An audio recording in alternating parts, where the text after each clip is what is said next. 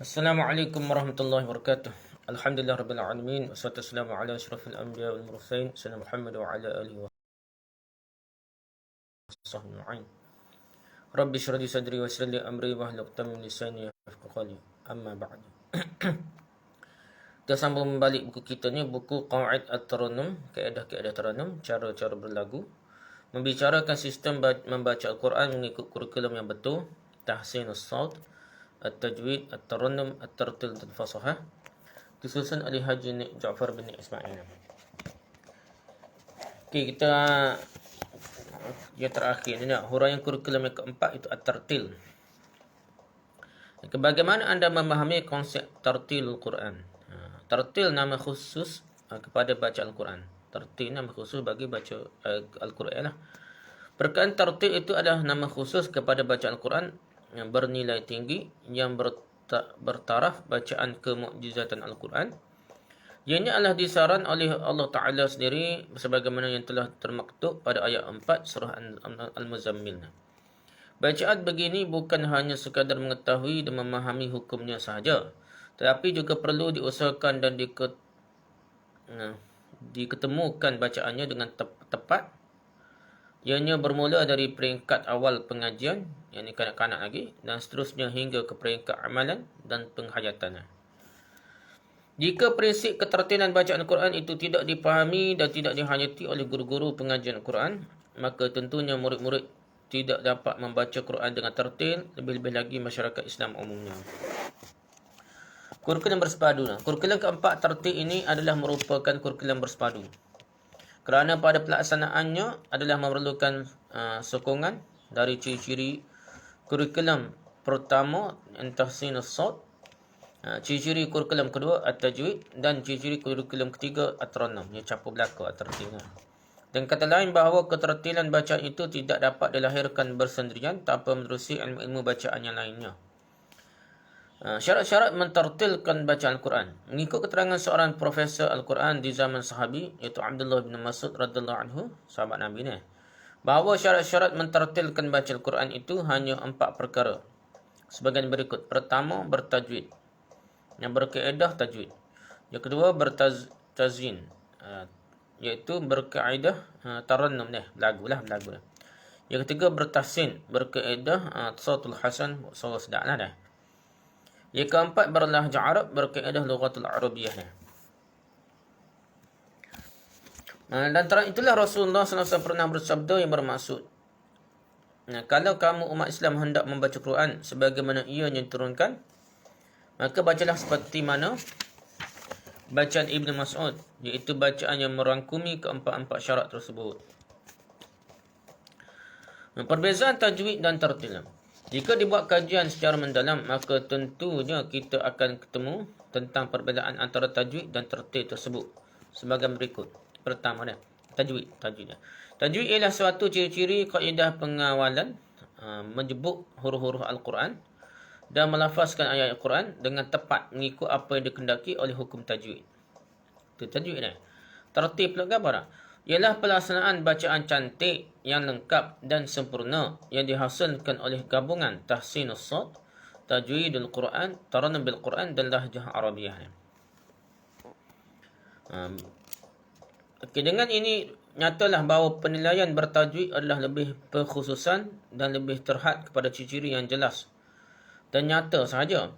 Tetapi penilaian bertartil adalah lebih umum dan lebih mendalam, sehingga dapat melahirkan kehalusan seni bacaan yang bersesuaian dengan kemukjizatan Al-Quran.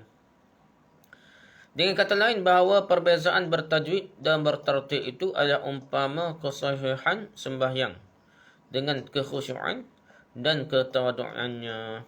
Jadi ia campur belaka tu. Jadi tak apa, macam kata-kata semaya dia biar khusyuk, biar tawaduk, tu kena ada tertil, kena ada macam tahap tu lah kalau semaya dia. Okey, kesahan tertil bergantung pada musyafahah. Ketertilan dan kefasihan membaca Quran tidak akan tercapai sepenuhnya tanpa bertalaqi. Talaqi ni jumpa tok guru lah dah, ngadak tok guru. Dan musyafahah kepada guru yang muktabar. Musyafahah ni baca mulut ke mulut kata dah. Bibir ke bibir ya. Jadi Ia tak boleh pada teori gini kita baca ni. Cuma kita dapat pengenalan asas. Hak kita ngaji kitab ni dah. Tapi hak lebih utamanya, nak boleh kemahiran tu, ia kena ngadak tegur, nak betul sosoknya. Sebutir huruf, sebutir tu. Dipanggil bermusyafahah dah. Guru yang muktabar lah dah. Hebat. Guru biasa ni ramah dah.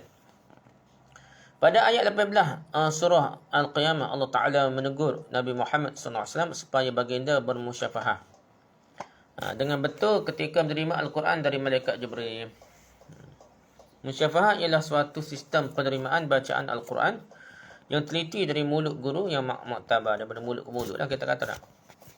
Okay, pembahagian fasahah secara umum.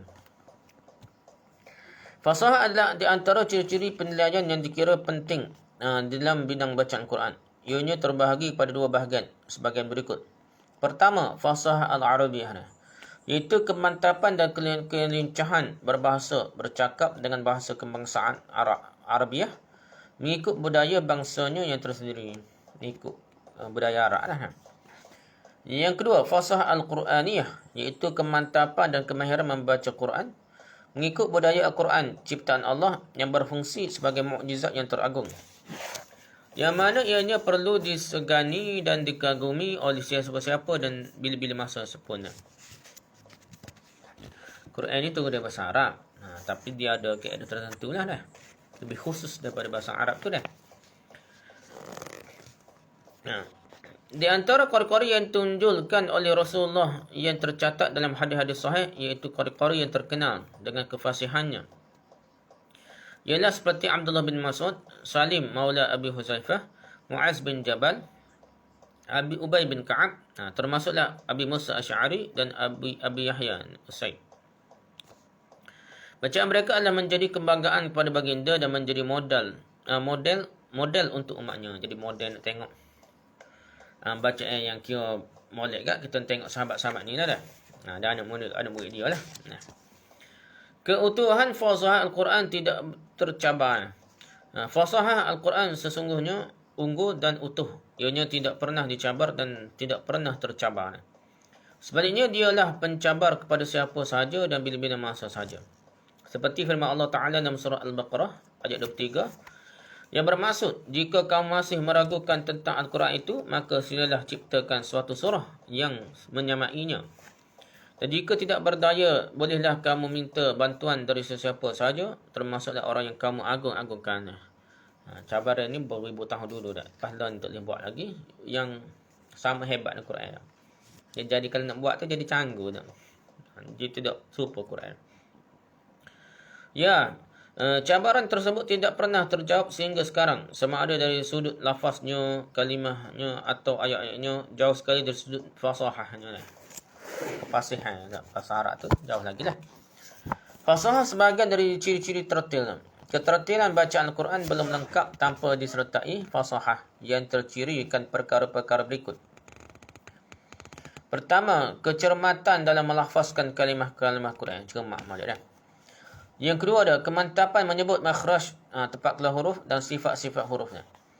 Yang ketiga, keselamatan susunan kalimah dan ayat Quran.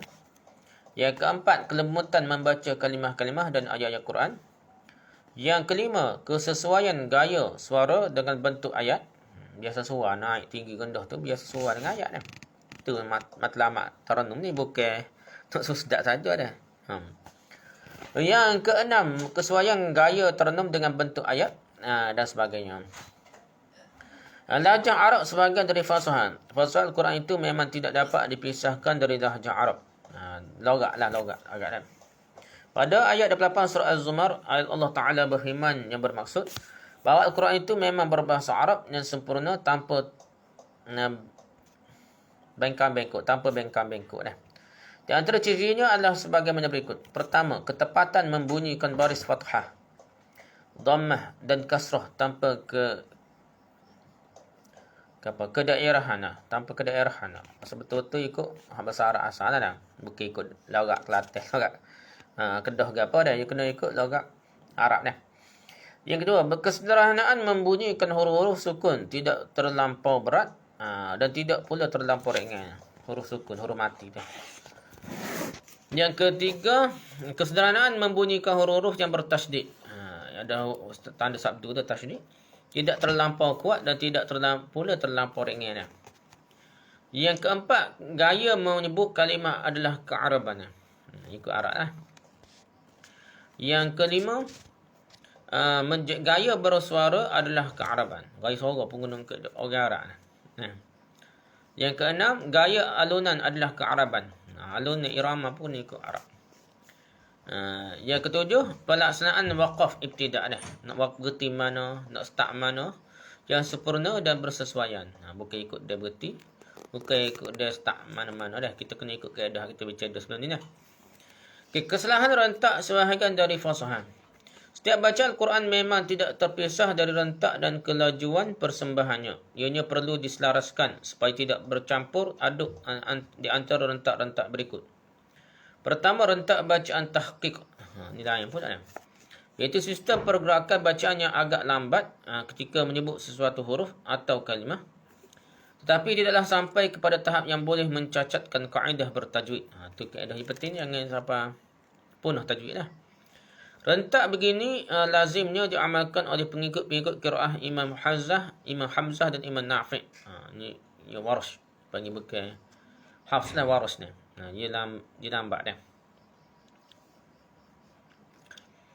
Yang kedua, rentak bacaan tartil, iaitu sistem pergerakan bacaan yang agak laju sedikit daripada rentak bacaan tahqiq. Laju sikit dah. Rentak ni tartil ni laju lagi daripada tahqiq. Rentak begini lazimnya diamalkan oleh pengikut-pengikut qiraat Imam Asim. Hafs katalah, kita bicara Imam Asim dah, kita baca biasa. Yang ketiga, rentak bacaan tadwir, iaitu sistem pergerakan bacaan yang agak laju sedikit daripada rentak bacaan tartil. Rentak begini lazimnya diamalkan oleh pengikut-pengikut qiraah Imam Ibn Katsir dan Imam Abi Amru. Demikianlah juga diamalkan oleh hafiz-hafiz Al-Quran. Ini rentak bacaan tadwir agak laju daripada rentak tartil. Laju lagi tadwirnya. Yang keempat, rentak bacaan tahdir. Tadi tadwir dan tahdir pula dah. Iaitu sistem pergerakan bacaan yang agak lebih laju daripada rentak bacaan tadwir. Rentak begini lazimnya diamalkan oleh pengikut qiraah Imam Ibn Amir dan qiraah Kisai. Rentak ni laju, ada step. Yang pertama, tahqiq hak perlahan. Yang kedua, tartil. Yang ketiga, tadwir. Yang keempatnya tahdir. Ini dari segi tahap kelajuan lah. Qiraah tadi tilawah Quran biasa tahqiq nak kita kira dah. Tapi ada hak baca laju ni guru ke apa tu nak. Banyak bunyinya ia ada bacaan yang berbeza-beza lah. Kita memilih rentak untuk amalan bacaan. Kita nak beramal ni. Nak mana kita nak pilih dah. Terjadinya rentak-rentak bacaan tersebut adalah mengikut pilihan objek dan suasana amalan masing-masing seperti mana berikut. Pertama, rentak tahqiq dan tartil biasanya diamalkan untuk bacaan ketika berdakwah dan bermusabaqah tilawatul Quran. Jadi musabaqah ni tahqiq biasanya lah panjang, baca ke tarik panjang-panjang. Yang kedua, rentak tadwir. Biasanya diamalkan untuk tahfiz Al-Quran dan bacaan dalam sembahyang. Tadwir ni hak laju, setara laju takmim sembahyang tarawih lah kita kata dah. Tu lah kita katakan tadwir dah. Dah lambat kan, lambat nak habis dah. Kalau 20 rakaat lagi berat dah. Jadi dia lah itu panggil rentak tadwir dah. Sesuai dengan dia lah. Yang pentingnya tamat nak khatam Quran ke bulan Ramadan. Ketiga, rentak tahdir. Biasanya diamalkan untuk bacaan berzikir, berwirid dan sebagainya. Zikir apa ni cepat sikit dah. Ini panggil tahdir dah. Dia untuk zikir apa ni kita tabiat kita nak perhabis wirid harian tu jadi cepat sikit dah. Yang keempat, rentak zamzamah. Iaitu rentak yang terlampau laju yang mana menjadi kebiasaan pada pak lebay ketika menunggu kubur. Ketika bertadarus di bulan Ramadan. Demikian juga amalan-amalan jampi-jampi, pok dukung dan sebagainya. Ni kata ngaguk dia. Jauhilah dari rentak tersebut. Rentak zamzamah ni bukan boleh, tak boleh dah. Kerana ianya berkecamuk dan tidak jelas. Yang boleh merosakkan sistem bacaan Quran yang sebenar, yang mana hukumnya adalah haram. Tak bomo tu, tak lebay kata nak. Baca kubur tak? Tak setuju bulu juga ni tak? Tunggu kubur ke apa ni? Laju dah. Matlamat dia. Kadang boleh upah dah. Macam mana ada tu kubur boleh pahala dah. Orang hak jebur itu ialah ada dah. Okay, tak apalah. Tu cerita tentang rentak-rentak zam-zamah ni tak boleh lah. Haram kerana telajak. Dia telajak laju dah. Paling terik pun rentak tahdir. Tu paling terik lah. Paling laju dah. Okay, memahami jenis-jenis kesalahan bacaan Quran. Kesalahan bacaan Quran itu terbahagi kepada dua kategori. Seperti mana berikut. Pertama, kategori kesalahan jali. Nyata. Kesalahan itu terlihat nyata. Iaitu mana-mana kesalahan yang boleh mengubahkan makna yang dikehendaki atau yang boleh mencacatkan status Al-Quran. Maka bacaannya tidak sah dan hukumnya adalah haram atau kufur jika ianya disengajakan. Saja. Dah kalau tak pandai tu tak sengaja kita kata tak. Kalau hak pandai tahu dah pisah baca salah tu tak adalah kufur kan. Yang kedua, kategori kesalahan khafi tersembunyi ni. Iaitu mana-mana kesalahan yang dikira mengubahkan makna dan tidak pula membawa kecacatan status Al-Quran, hanya sekadar mengurangkan fasahah dan menghidarkan seni bacaan, maka bacaannya adalah makruh dan tidak afdal dijadikan imam sembahyang. Kesalahan khafinya. Jenis-jenis kesalahan jalinya. Di antara ciri-ciri kesalahan tersebut adalah seperti mana berikutnya. Pertama, bertukar atau berubah makhraj huruf seperti alhamdulillah jadi alhamdulillah. Ha tu jadi ha. Alhamdulillah mustaqim jadi mustaqim ni, jadi lembut. Qaf jadi kaf dan sebagainya. Ini panggil kesalahan, ciri-ciri kesalahan tak? Jali, kesalahan jali ni. Yang pertama itu kan gitu. Yang kedua ada contoh ciri-ciri kesalahan tersebut. Yang kedua, berubah sifat huruf seperti Allahus Samad jadi Allahus Samad. Sa jadi sa sin dan sebagainya. Ini kesalahan jali ni kuat ni. Terang ni. Ketiga, berubah baris seperti an'amta alaihim jadi an'amtu alaihim. Makna tukar dia. An'amta alaihim, engkau beri nikmat ke atas mereka dah. Dah. Kalau an'amta alaihim, aku beri nikmat ke atas mereka. Dia pula jadi Tuhan dah. Tukar apa? Jadi bahaya dah. Tu panggil kesalahan jali dah. Terang. Yang keempatnya, menambah huruf seperti wattaqullah jadi wattafaqullah. Jadi maksud lain lah. Bertakwa kepada Allah, bersepakat dengan Allah. Wattafaq. Lain lah. Kelima, mengurangkan huruf seperti wama kunna munzilin jadi wama kunna munzilina. Kunna ni jadikanlah dah. Kunna tu tidaklah kami jadi tidaklah kami orang turun dah. Gitulah. Kunna jadi fa'il amal pula jadi lain dah. Jadi benda tu dia tukar dah. Kurang huruf ditukar makna dah. Yang keenam, menambah kalimah seperti wallahu yuhibbul muhsinin. Yang tambahnya wallahu la yuhibbul muhsinin. Ditambah la sebutnya dah. Jadi makna jauh lah. Allah suka pada orang yang berbuat baik. Kalau tambah la kan Allah tidak suka kepada orang yang berbuat baik dah. Jadi ni kesalahan jali tu lah. Contoh ketujuhnya, mengurangkan kalimah seperti wallahu la yahdil qawmaz zalimin jadi wallahu yahdi. Ya Allah yahdil qawmaz zalimin. Tukar maknanya juga. Allah tidak beri petunjuk pada orang yang zalim. Kalau buat la sebut itu, Allah memberi petunjuk pada orang yang zalim. Jauh tukar. Orang zalim pula Allah beri petunjuk dah. Tukarlah. Kesalahan jali atau gaya dah. Kedelapan, mewaqafkan di tengah-tengah kalimah seperti limustaqar laha za. Waqaf di tengah-tengah kalimah ni. Gitulah. Daripada ayat sebenarnya limustaqar laha zalika taqdirul azizul gitulah dah. Panjang dah. Tiba-tiba berhenti za. Zalika tu jadi za dah berhenti dah. Jadi dia tukar makna lah. Ini pun kesalahan jadilah. Tengah-tengah perkataan, tengah-tengah kalimah dia. Kesembilan, bernafas di tengah-tengah kalimah seperti walal lailu sa. Dia tarik nafas. Ni budak faham dah. Dia tak tarik nafas, dia tarik ikut dia tarik nafas dia. Walal as'ana walal lailu sabiqun nahar. Dia berhenti walal lailu sa tarik nafas biqun nahar. Ni pun kesalahan jali setahun ni dah. Kesalahan jali. Jangan beri tarik nafas ikut dia dah. Tarik nafas macam nak berhentilah. Ya ayat tak berhenti tapi tarik nafas budak ni. Walal lailu sabiqun nahar, nak berhenti sa tu macam berhenti tarik nafas dah. Jadi seolah jadi ayat lain lah. Yang ke-10 diibtida'kan, dimulakan di tengah-tengah kalimah seperti hihim wa tukallimuna aydihim. Asalnya ala afwahihim wa tukallimuna himna. Afwahihim nah. Afwah tu berarti budak-budak Ala afwah berarti mata tarik apa? Hihim wa tukallimuna aydihim. Hihim lebih dah. Ikut panjang kat afwah tu panjang. Boleh dah sambung ikut dia hihim wa tukallimuna aydihim. Dia pakai sambung gitu jadi hubung makna lah juga dah. Ni kesalahan jali. Dan seterusnya lah kias lah. Seterusnya kias lah dengan hal ni lah kesalahan-kesalahannya. Okey, jenis kesalahan khafi dalam baca Quran ni, kesalahan yang tidak terang. Di antara ciri-ciri kesalahan khafi tersebut adalah seperti mana berikut. Pertama, tidak sempurna makhraj atau sifat-sifat huruf seperti dikehendaki. Tak terang macam qaf, tak tekan kaf, tak terang lah. Tapi tak ubah makna lah.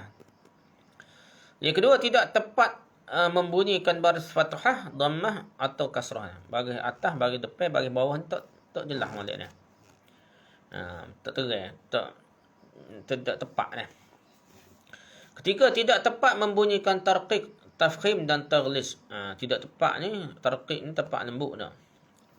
Tafkhim tepat tebal. Macam Allahu dah tebal, lillahi dah. Ditukar lillahi panggil dah. Jadi tidak kena tepat lah tarqiq dan tafkhim. Taghlis ni lebih tebal juga lah. Jadi tukar tu jadi kesalahan khafi. Tidaklah kita kata terang batas maya, tapi tak molek dah tu email jadi baca gitu dah. Keempat, tidak tepat atau tidak sempurna sifat-sifat gunnah dah. Tak panjang molek, tak sedang molek dua harakat dah. Sifat-sifat dengung dah. Kesalahan khafi dah. Yang kelima, tidak sempurna pelaksanaan idghamnya, izharnya dan iqlabnya dah. Tak dengung molek, tak masuk molek dah. Hidam bila gunnah ke idgham, ma'al gunnah ke izhar ke izhar syafi'i ke tak jelas, tak sempurna dah. Keenam, tidak keselarasan hukum madu.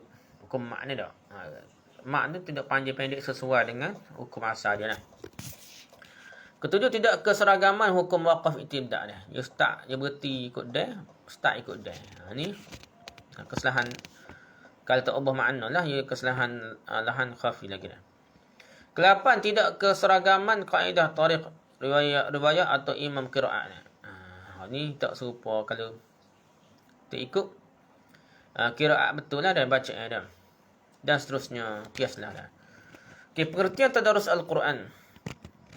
Tadarus artinya saling ingat mengingati. Saya belajar menjadi tadarus ni. Tafa'al wa tafa'al ni saling kuat dah. Tasawufah saling bersalam dah. Jadi gitulah wazan dia asalnya. Saling ingat mengingati maksudnya saling belajar menjadi, saling betul membetuli atau antara satu sama lainnya. Tadarus Al-Quran ialah suatu sistem membaca Quran dalam bentuk berkelompok secara saling ingat mengingati antara satu sama lain.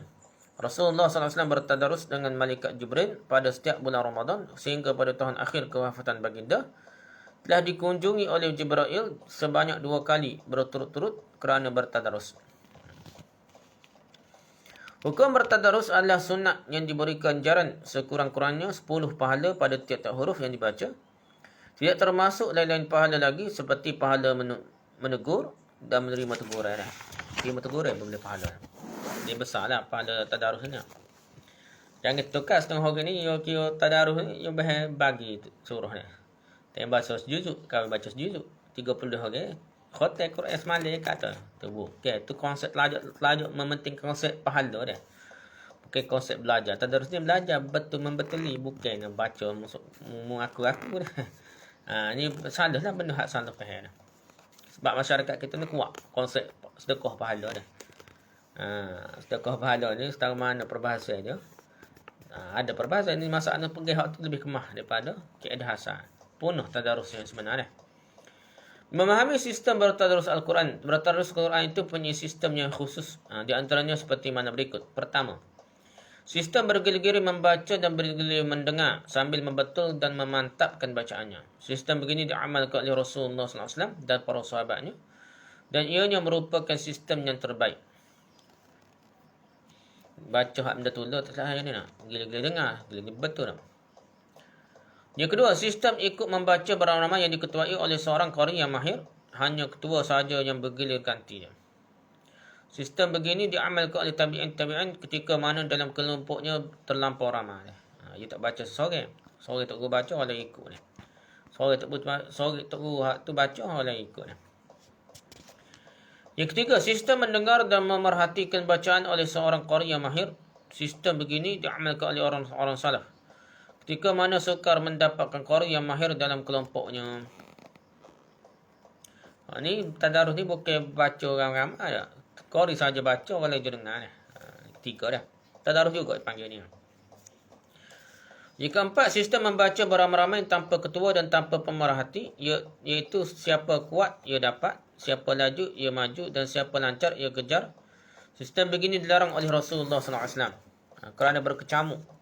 Yang mana tidak ada siapa yang mendengar dan siapa yang memerhatikan bacaan betul atau salah. Allah Ta'ala firman, bila Quran dibacakan, maka hendaklah kamu diam mendengarnya. Al-A'raf ayat 204. Jadi baca, apa sahaja ni lah. Kita dah, masa Ramadan ni, kata tadarus, baca muaka aku dah. Bagi sejujur suara. Itu bukan tadarus tu dah. Tadarus lepas tu ngongeng-ngongeng, dia tak tahu betul salah. Pada betul dah. Kalau nak baca masa-masa tu boleh, tapi janganlah baca, jangan baca seolah itulah nak berebut pahala kau dah berkecamuk gitu dah. Tapi kalau kita baca suku-suku, jangan baca degah, masing-masing senyap ujungnya, senyap ujungnya. Dia bukan tadarus lah, tapi baca masing-masing lah. Tapi kalau dianggap tadarus, kita baca aku baca Yasin setengah orang dah. Dia baca Yasin ni, orang dia matlamat je nak beli pahala gitu je lah. Tu konsep kita ni, masalah dapat kita ni. Bukan konsep tadarus dah, banyak konsepnya pahala, sedekah pahala dah.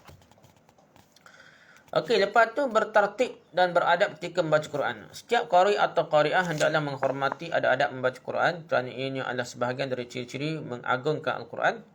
Sebagai mukjizat, di antaranya adalah sebagai berikut. Pertama, bersuci daripada hadas. Ambil asma yang kapal dah. Yang kedua, bersih mulut, badan, pakaian dan tempat. Yang ketiga, menutup aurat dan berpakaian sopan. Ni pun ialah secara umumnya lah. Adab je, tapi dalam kitab adab Imam Nawawi tak sebut ni tutup aurat ni dah. Tak apalah, kita bincang mula dah. Itu tidak jelas lah tutup aurat setelah mana dah. Pasal rutin ni, aurat je di luar rumah tutup belakangnya. Dalam rumah bukan tutup aurat. Pakai tuduk tu bukan wajib tutup aurat dah.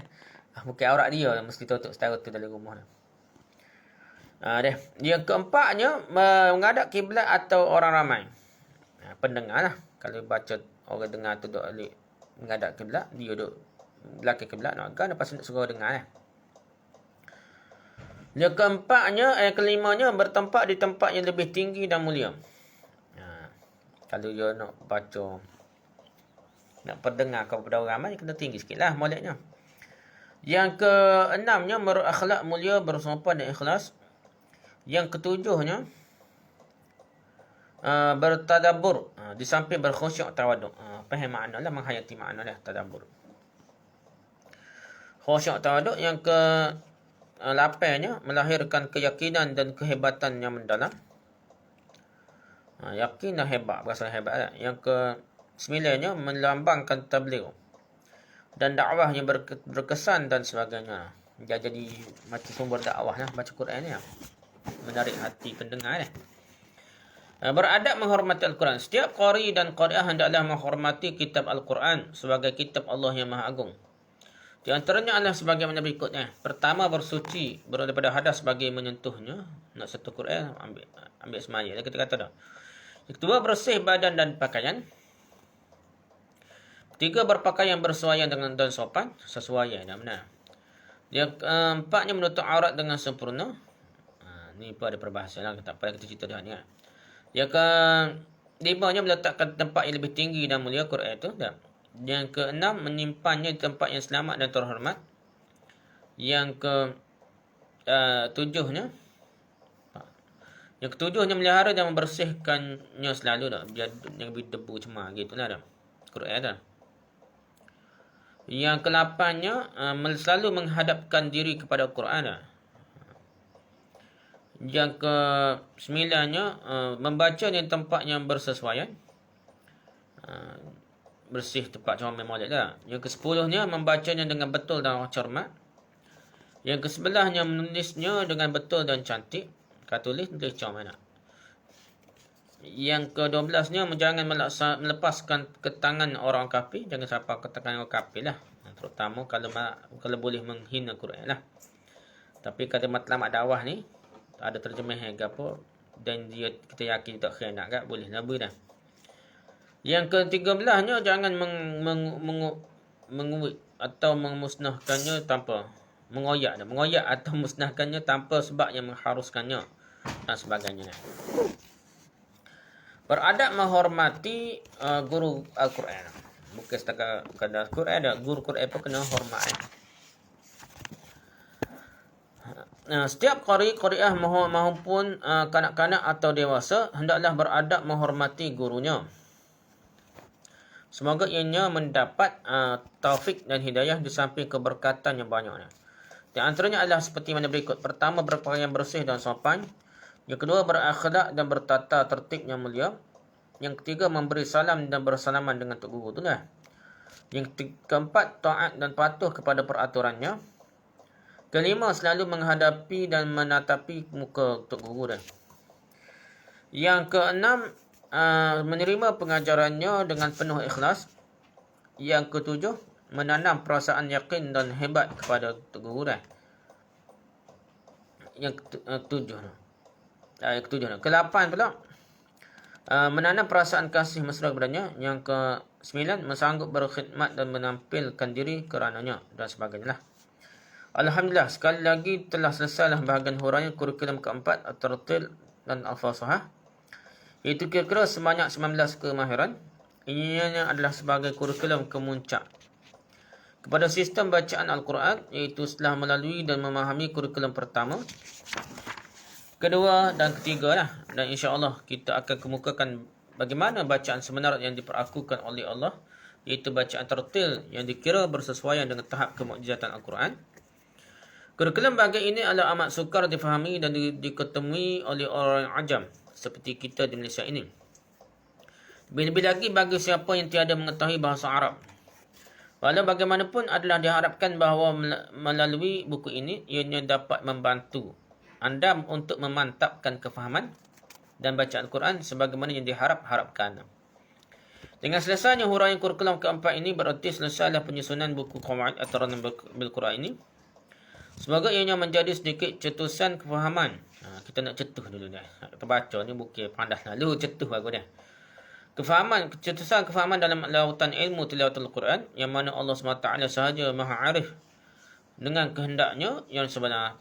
Walau bagaimanapun adalah diharapkan bahawa inti parti dan objektif buku ini dapat dimanfaatkan oleh setiap pembacanya, pengkajinya, sama ada secara formal atau tidak formal, dan sekurang-kurangnya menjadi satu bahan rujukan tambahan dalam bidang pengajaran dan pembelajaran Quran di kalangan para hakim tilawatul Quran, para guru, para pelajar, seterusnya para qari'ah yang masih memerlukannya.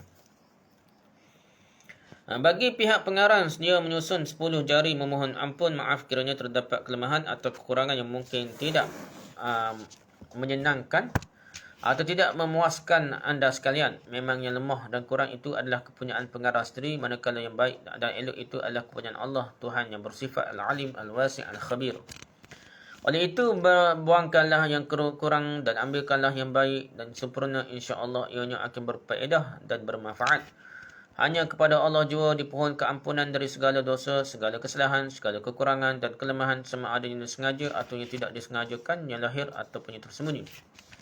Di samping itu, dipohon restu untuk mendapat manfaat dan rahmat serta ganjaran pahala yang tidak terhingga dari Allah Ta'ala terhadap diri pengarang, guru-gurunya hingga ke atas, pengarang-pengarang kitab rujukannya, qari-qari rujukannya, bacaannya, kawan-kawan yang turut memberi sumbangan rangsangan, pembaca dan pengamalannya, seterusnya para peminat dan penyokong, khususnya terhadap pengasas tilawatul Quran iaitu Nabi Muhammad SAW, para sahabatnya, para tabi'in serta para guru-guru yang bertanggungjawab melebarkan sanadnya yang mutawatir. Amin ya rabbal alamin. Rujukannya banyaklah. Al-Quranul Karim min Allah Ta'ala, tafsir ayatul ahkam Muhammad Ali Syabuni, tafsir Ibn Kathir Abil Fa'ad Ismail Ibn Kathir Al-Qurashi, Al-Asaf fi Tafsir Sa'an Hawa, hadis syarif min Muhammad Rasulullah SAW, Fathul Bari Ahmad Ibn Hajar Al-Asqalani, Sahih Muslim, Muslim bin Al-Hajjaj An-Naisaburi, Sunan Abi Daud, Sulaiman bin Ash'ath, As-Sijistani, Al-Azdi. Nasihat Nabi kepada pembaca Ali Mustafa Yaqub. Sejarah umat Islam Dr. Hamka, Haqqut Tilawah Syekh Husni, Syekh Uthman, Ghayatul Murid Syekh Atiyah Qabil Nasir, Qawaidut Tilawah Syekh Kamaluddin At-Tai, Nihayatul Qawl Al-Mufid Syekh Muhammad Maki Nasir, Sirajul Qari Syekh Muhammad Salih Al-Fatani, Irsyadul Murid Syekh Muhammad Al-Diba', Manarul Huda Syekh Ahmad bin Muhammad Abdul Karim, Mu'alimul Ihtida Dr. Muhammad Khalil Al-Khusri, Rihabul Quran Dr. Muhammad Salim Muhsin, Syarah Al-Muhazzab Abi Zakaria Muhyiddin bin Syarif, Mazahib Al-Arba'ah Abdul Rahman Al-Jazairi, Fiqhul Islam Dr. Wahbah Zalini, Al-Fatawa Muhammad Mutawalli Sya'rabi, Pengajian dan Tafsir Al-Quran Haji Ismail Awang, At-Taghanna bil Quran Labib Sa'id, buku panduan kemahiran membaca Quran Kementerian Pendidikan Malaysia. Tuan Guru Taranum Nabil Quran. Okay, kita nak dengar kena tak guru dah.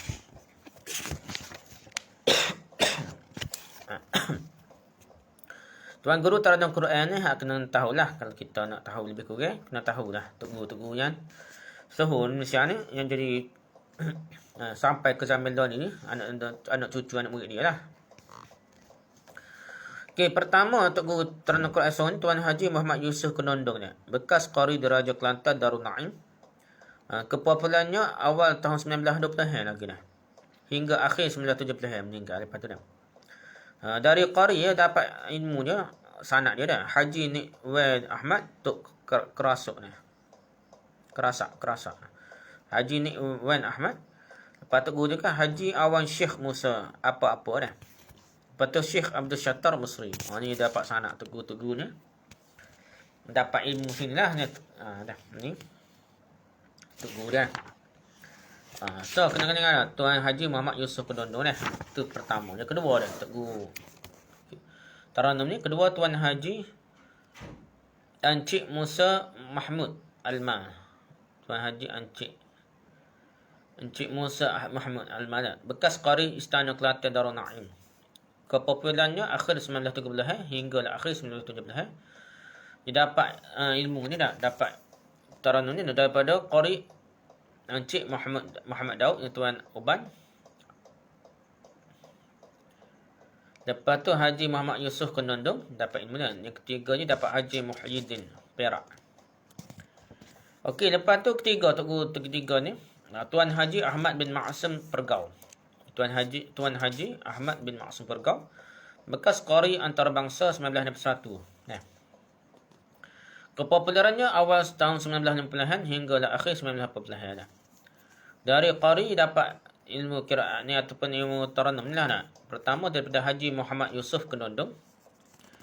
Kedua ni Haji Abdul Samad Jambi Saudi. Ulama Saudi ni, Syekh Abdul Samad Jambi. Lepas tu Syekh Abdul Samad Fida, Saudi juga kan. Syekh Abdul Samad Fida. Yang ketiga ni Syekh Ridha Qari Mesir. Syekh Ridha Qari Mesir. Yang kelimanya Syekh Taha Al-Fashani Misri.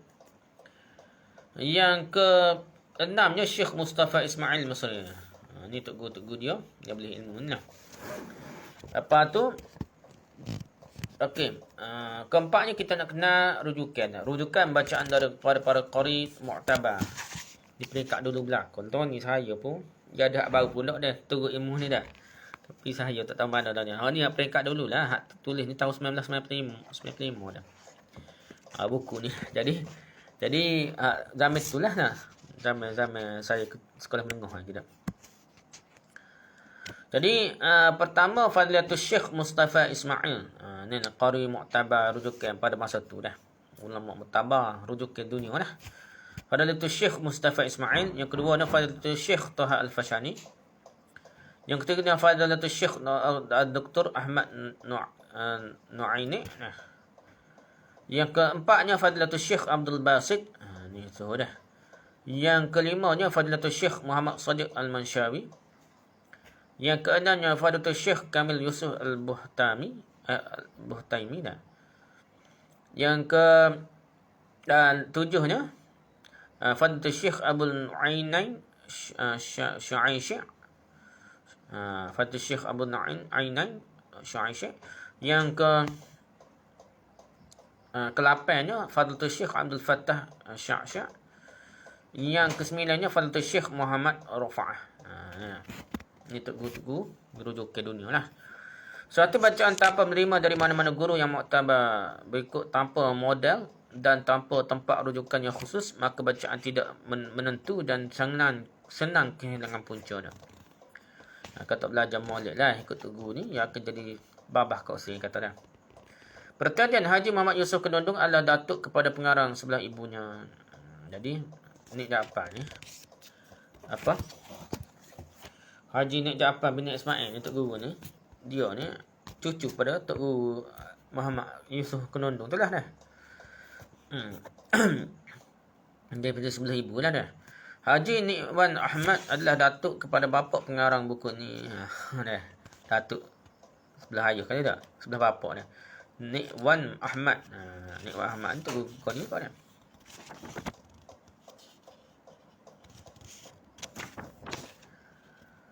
Nik Wan Ahmad. Itulah dah. Tadi semua Tok Guru lah. Tunung kau cucu dia dah. Penutupnya Bismillahirrahmanirrahim. Alhamdulillahirabbil alamin. Allahumma shalli ala Muhammadin asyrafil anam. Allahumma ja'alil Qur'an al-azim rabi'a qulubina wa nura absarina wa shifaa'a sudurina wa jalaa'a akhzanina wa dhahaba humumina wa ghumumina wa saqa'iqina wa qa'idina ilayka wa ila jannatika ya arhamar rahimin. Allahumma ja'alhu lana shifaa'an wa hudan wa umama wa rahmah. Arzuqna tilawatahu 'ala an-nahwi alladhi yurdika 'anna. Allahumma anfa'na bima 'allamtana wa 'allimna ma yanfa'una wa zidna 'ilman tanfa'una bih. Waftah lana bi khairi waj'al 'awaqiba umurina ila khair. Ya arhamar rahimin walhamdulillahirabbil alamin. Selesai pada pagi Jumaat 22 Ogos 1997 selesai bukunya. Bertepatan dengan tahun 18 Rabiul Akhir 1418 Hijrah.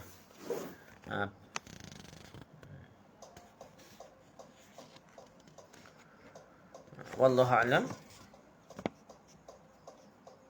Masih mahal tak?